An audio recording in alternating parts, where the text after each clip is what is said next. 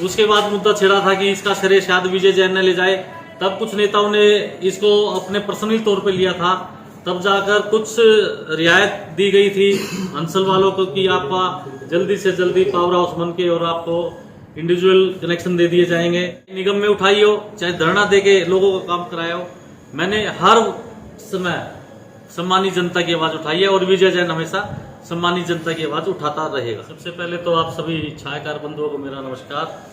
जैसा कि आपको पता है, पिछले 11 अगस्त को हमने अंसल सुशांत निवासियों ने एक धरना दिया था जहां पर लाइट की प्रॉब्लम थी काफ़ी, और वहां पर सभी एमएलए ने भी, सांसद ने भी कोशिश की थी कि जल्द से जल्द आपको कनेक्शन इंडिविजुअल दिलवा दिया जाएगा। लेकिन आज 1 साल होने को है, आज तक कोई भी हमारी समस्या का निदान नहीं हुआ। क्योंकि वहां पर आपने देखा होगा कि जो हमने प्रपोजल लगाई थी कि अंसल सुशांत सिटी की तरफ से हमें कोई भी रियायत नहीं मिल रही, ना लाइटें हैं, ना बिजली है, ना पानी है, ना सड़कें हैं। तब एक मुद्दा उठा था क्यों ना इस अंसल को निगम के अंदर मर्ज करा दिया जाए, और हम लोगों ने सभी अंसल निवासियों ने मिलकर के वो फाइल चालू करी थी कि इसको निगम में करा दिया जाएगा। सरकार की तरफ से आश्वासन मिला था कि जल्द इसको निगम में लिया जाएगा और आपके जितने भी बिजली के कनेक्शन है सबके सेपरेट कनेक्शन मिल जाएंगे।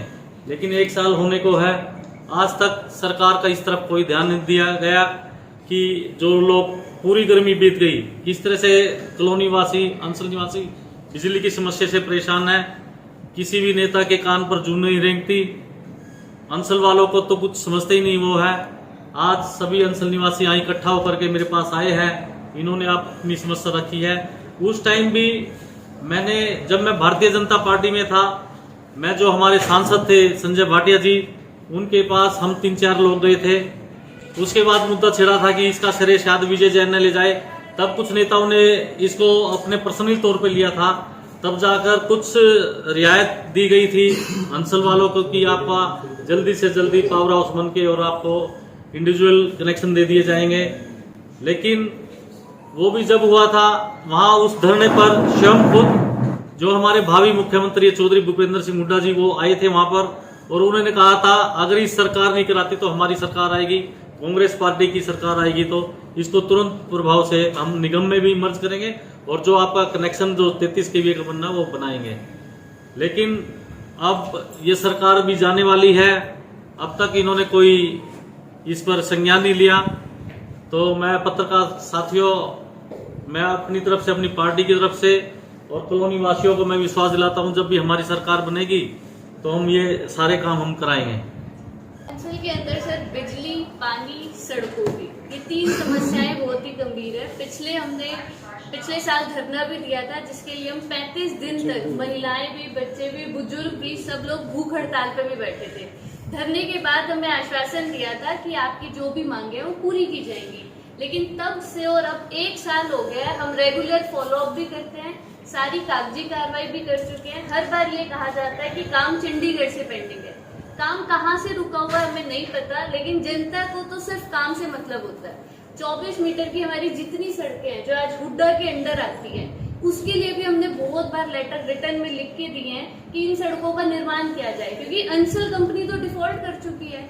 तो अंसल का रोल नहीं है, नगर निगम में ये लेते नहीं है, हुड्डा तो अपनी सड़कें मेंटेन करे कम से कम। तो हमारी यही डिमांड है कि जो काम 1 साल से लटका हुआ है, उम्मीद है कि आज जैन साहब ने जो आवाज उठाई है उसके बाद इस पे शायद काम हो जाए, और नहीं हुआ तो फिर कांग्रेस की सरकार आने के बाद तो होगा। देखो, हमने तो सरकार के आश्वासन पे पूरा यकीन किया था कि जो आश्वासन दिया है वो पूरा होगा। अब हमें क्या पता था वो जुमला निकलेगा। अब लेकिन आज भी उम्मीद करते हैं कि 2.5 महीने बचे और काम हो जाए तो अच्छा है। जो दरवाजा बंद किया था, मैं भारतीय जनता पार्टी का पार्षद था और दरवाजा बंद कराने में सबसे पहले मैं आगे शामिल था, क्योंकि सबसे पहले कॉलोनी वासी मेरे लिए पानीपत ग्रामीण की जनता है। ये अंसल भी पानीपत ग्रामीण में आता है। ये ग्रामीण ही नहीं, ये किसी भी आदमी की समस्या हो सकती है। कोई भी जनप्रतिनिधि है, उसका फर्ज बनता है वो अपनी जनता के साथ खड़ा हो और उनके काम कराए। खाली आश्वासन देने में कोई फायदा नहीं है।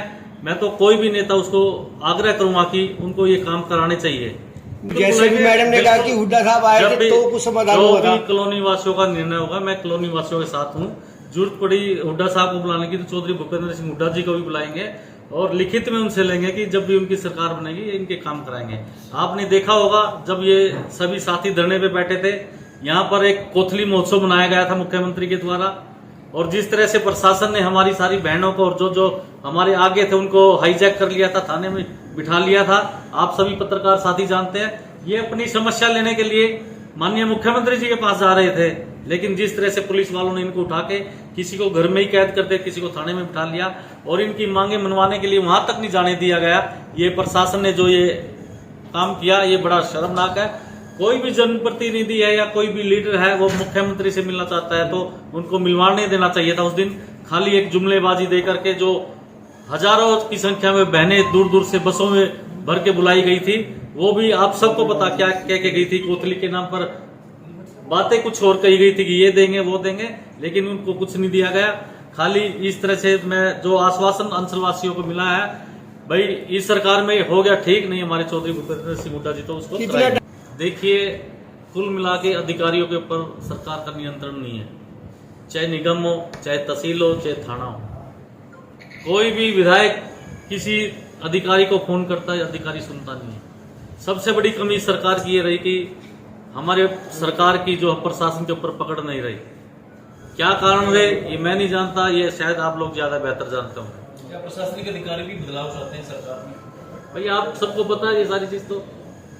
सर, पानीपत ग्रामीण की बात करें, सबसे चर्चित चेहरा आपने कांग्रेस के लिए माना, क्या इसीलिए इसी को लेकर के आपके पास लोग पहुंच रहे, समस्या लेकर के आने वाले समय में विजय जानी बदलाव कर सकते हैं? देखिए, ये लोगों की भावना है, उनकी एक उम्मीद है कि उनके सुनने वाला कौन चाहिए। खाली जुमलेबाज नहीं चाहिए, लोगों के बीच में काम करने वाला चाहिए, उनके दुख सुख में खड़ा होना चाहिए। तो इसीलिए लोग आस लगा करके मेरे पास आ रहे हैं। और मैं तो आपके चैनल के माध्यम से भी सभी साथियों को कहूंगा कि मैं अपना तन मन धन एक एक खून का कतरा आप लोगों के लिए लगा दूंगा। इसमें आपकी जो भी समस्या है उनको पूरी मजबूती के साथ उठाऊंगा। आप देखिए, भारतीय जनता पार्टी की सरकार, आप मानते हो कैसी सरकार, उसके खिलाफ भी जाके मैंने जनता की आवाज उठाई है, चाहे निगम में उठाई हो, चाहे धरना देके लोगों का काम कराया हो। मैंने हर समय सम्मानित जनता की आवाज उठाई है और विजय जैन हमेशा सम्मानित जनता की आवाज उठाता रहेगा।